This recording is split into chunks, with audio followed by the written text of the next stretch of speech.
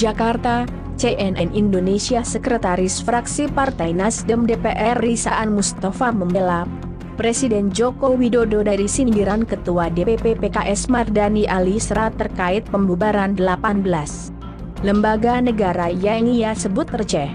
Menurut Saan, langkah yang ditempuh Jokowi sudah tepat. Pembubaran 18 lembaga ini dinilai baik sebagai permulaan reformasi birokrasi.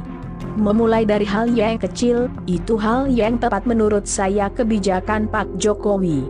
Jadi, yang paling mudah, lembaga yang bukan oleh undang-undang dulu, tapi oleh Kepres, atau peraturan pemerintah, atau Kepmen, kata Saan saat dihubungi CNN Indonesia.com, Rabu 22/7.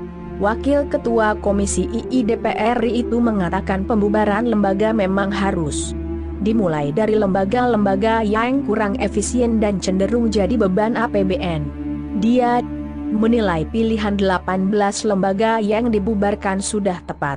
Lihat juga, PKS sebut 18 lembaga negara yang dibubarkan Jokowi receh. Saan menyampaikan membubarkan atau menggabungkan lembaga negara bukan perkara mudah. Pemerintah harus mengeek landasan aturan yang mungkin saja ditabrak saat pembubaran. Selain itu, pemerintah juga harus memikirkan pegawai yang dipekerjakan di lembaga tersebut.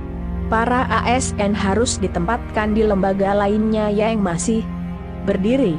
Karena bukan hanya sekadar membubarkan, tapi kan juga nanti ada implikasinya. Misalnya dampak ke pegawai, dari yang bawah sampai eselon, ini harus diperhatikan, ujar Saan. Sebelumnya, Presiden Joko Widodo membubarkan 18 lembaga negara lewat peraturan Presiden RI Nomor 82 Tahun 2020 tentang Komite Penanganan Coronavirus Disease 2019, COVID-19, dan Pemulihan Ekonomi Nasional. Lihat juga, PNS lembaga yang ditutup Jokowi. Dimutasi, honorer kena PHK. Kebijakan itu dikritik Ketua DPP PKS Mardhani Alisera. Menurutnya, Jokowi hanya membubarkan lembaga kecil.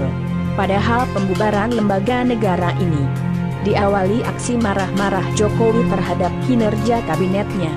Mardhani mengklaim wajar jika rakyat kecewa karena berharapnya reshuffle, namun malah membubarkan lembaga-lembaga receh.